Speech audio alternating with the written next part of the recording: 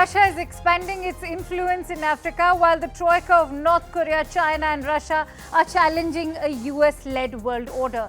In the US, amid drama at the hearing of President Joe Biden's son, the judge made a surprise decision.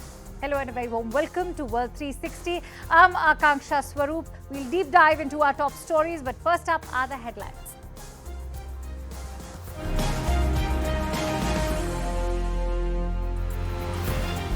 North Korea showcases attack drones during show of unity with China and Russia at the Victory Day parade in Pyongyang to mark the 70th anniversary of the armistice. Russian President Vladimir Putin promises free grain supplies to 6 African nations as Moscow seeks to capitalize on the collapse of the Black Sea grain deal at the Russia-Africa summit in St. Petersburg. In an interview to CNN, Israel's Prime Minister Benjamin Netanyahu has refused to say if he would abide by any potential Supreme Court ruling striking down his controversial judicial reform law. And General Abdul Rahman Etichiani declares himself the new leader of Niger after a dramatic coup. From Mali in the west to Sudan in the east, a whole swathe of Africa is now run by the military. 7 months after his appointment, China dramatically sacked their Foreign Minister Qin Gang after his unexplained absence from public view since 25th of June. Now, apart from Qin Gang being absent, Gang's removal without any official reason being given for it has sparked even more speculation about what the story is actually behind the scenes. His role has been taken up by the Communist Party Foreign Affairs Chief Wang Yi, who interestingly was also Qin Gang's predecessor. 57-year-old Qin was one of China's youngest foreign ministers and a trusted aide of Chinese leader Xi Jinping, who was also responsible for Gang's rise in the ranks in China's government. What do these developments mean for the politics of China? Let's try and get in a sense of perspective.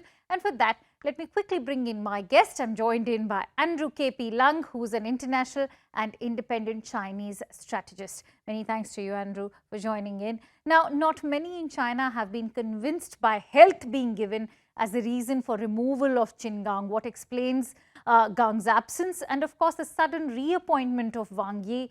Isn't the lack of an explanation opening more questions than providing answers?